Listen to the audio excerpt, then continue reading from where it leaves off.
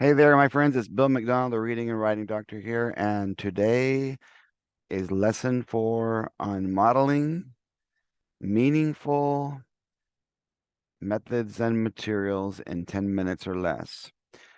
Please overlook my red and yellow glasses because I want to make sure we understand that when we're talking about short answer, let's take what we've talked about so far to the next level and make sure they understand that you have to have the answer and the evidence, what's also known as the response and the evidence, in order to get a 2.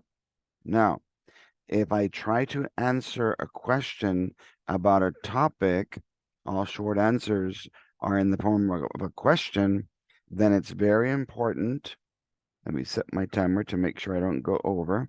That it's very important to remember that we have to read the evidence. And so what I'm going to suggest that you do, instead of having your kids look at the question and then trying to give an answer, my red shirt, they need to think of the ER approach, that the evidence is what's going to be the basis of their response.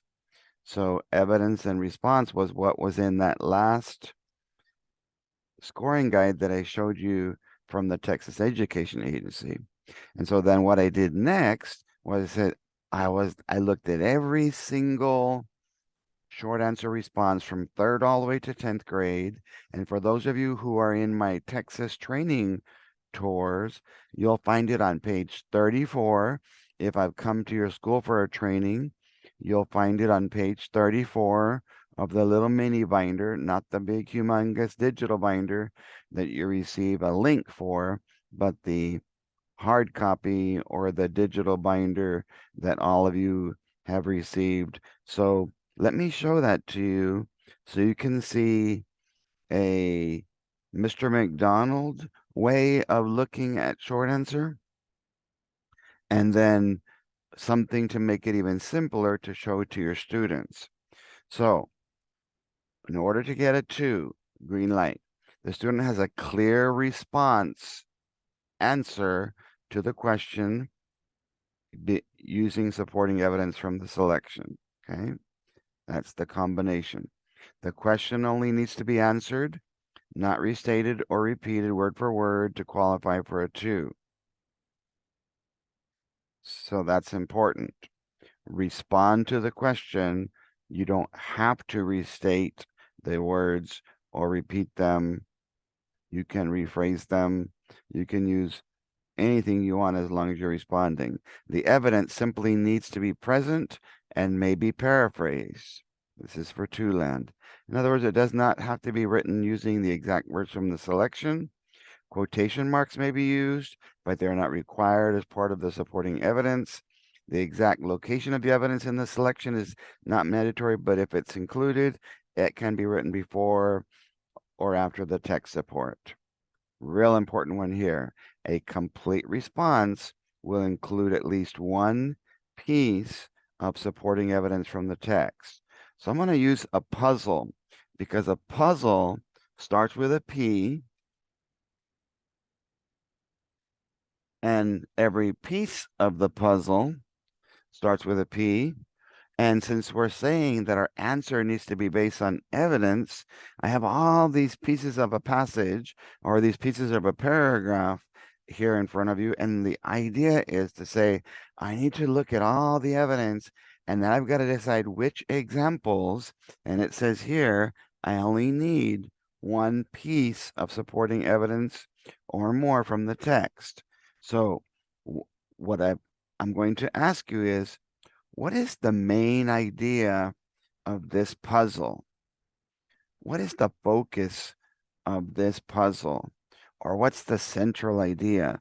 So when you see this puzzle, you're going to see that that part is not there when you put it together, but this part right here is inside the section. So the main idea, the central idea in this case is in the center, and it says that this is a puzzle about dinosaur. This is a dinosaur train puzzle with different numbers, and so all I have to do is find that evidence. And what I've done for you is flipped it upside down so that you can't even see what the pictures are, because you just have to know that all I need is one or more pieces. And so I'm going to get the 3 pieces of yellow that I see here, slide everything else out of the way, flip them upside right, and figure out how does all of this work together. So there's 1 piece, there's 2 pieces, and there's 3 pieces.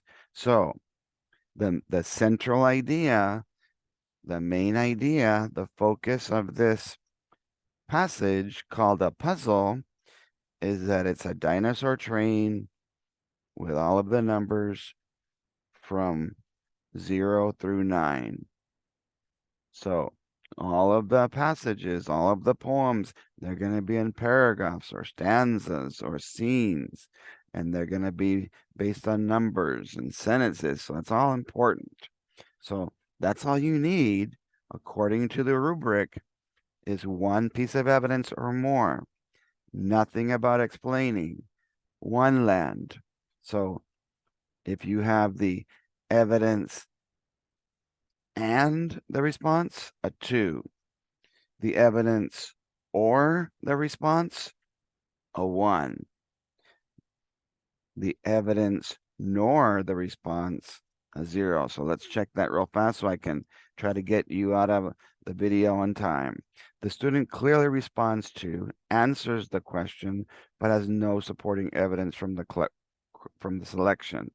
That means the response is there, the answer, but not the evidence. You get a 1. So it's like you have to have the teeter and the totter, not the teeter or the totter. The student uses relevant text, but does not have an accurate answer. So they got the totter, but they don't have the teeter. They don't have the response. Based on the specific question being asked, the student's response or answer to the question is too vague, not specific enough. It's not relevant or related, RR. So very important. A related, relevant response. It's not related to the answer given. So both the evidence and the response have to be related to each other to be relevant and related to the topic, the question. If the question has 2 parts or relates to 2 passages, the response, answer, or supporting evidence text is only provided for 1 part, passage, or the other. So just to be aware of that, if they give you a 2-part question, they need a 2-part response to get the 2 points. And you've got to give me probably 2 pieces of evidence in that case, in just throwing that out there in case it happens. 1 land. The response is answer is incorrect, not based on the question, and not related to the selection. In addition, if a response is extremely limited in length, indecipherable I, illegible I, or incoherent to the point that the reader is not able to determine if the question has been answered, the response, or if there's a relevant text present, it would most likely result in a score of 0. And that's just common sense. So how do I close this? I asked my students that I worked with yesterday, I said, hey, let's make this even easier for students. So they folded a sheet of paper into 4 sections, and here's what they wrote. They wrote for their title, capital, short, answer. It's a SCR, short constructed response. So in the first section, my student who won this prize drew a Q with a 2 inside. A question. In order to get a 2, it equals the answer and the evidence. Green light. in order to get a 1. Same question. There's my 1-minute warning, and I will make sure I finish. So if I have the answer or the evidence, the teeter or the totter, the response or the evidence, I can only get a 1. So something very simple you can make for your students. Same question, but how do I get a 0? I have the answer nor the evidence. The teeter or the totter are not there. Neither one is there. It's like an empty teeter-totter, an empty seesaw. So that's something that you can make with your students.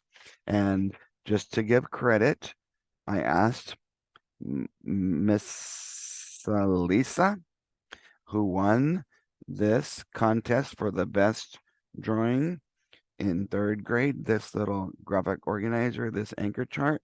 She was my winner, and she won $5 for this response.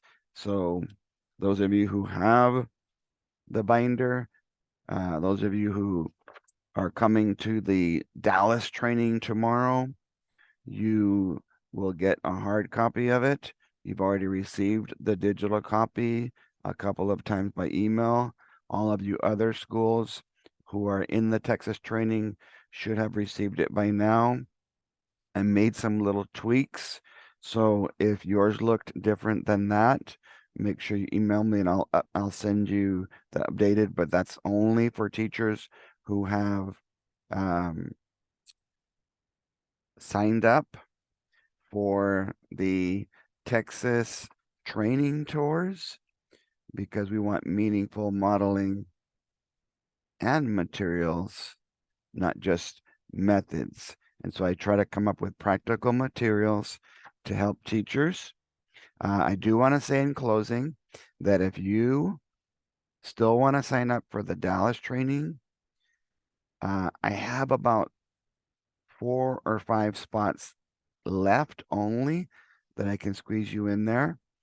Let's say that you can't come to one of the trainings, and you can email me at writing_doctor@yahoo.com or message me for more information. Go ahead and you can still sign up, but instead of receiving just the 7 hours of training on the 1-day Texas tour or a training at your campus, everybody who I've trained with in person is receiving hard copies, and they're going to be getting all of these meaningful modeling methods and materials in 10 minutes or less.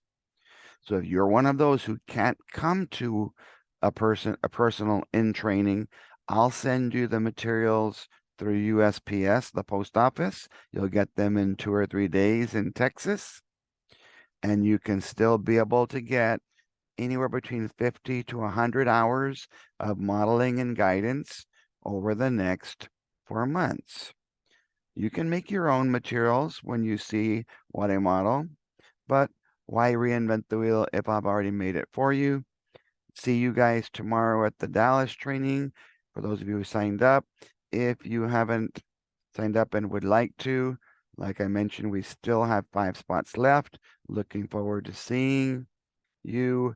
I had to cap it off at 40 teachers this time because I just feel like when I have more than that, I just don't really feel like I can connect with all of you and have a true learning experience. And so whenever possible, I'm going to try and keep the count down a little bit. God bless you guys. Have a great weekend. Please share or tag one of your teacher friends if they need help with a colorful rubric or a student-friendly one that my friend Miss Alyssa made. God bless.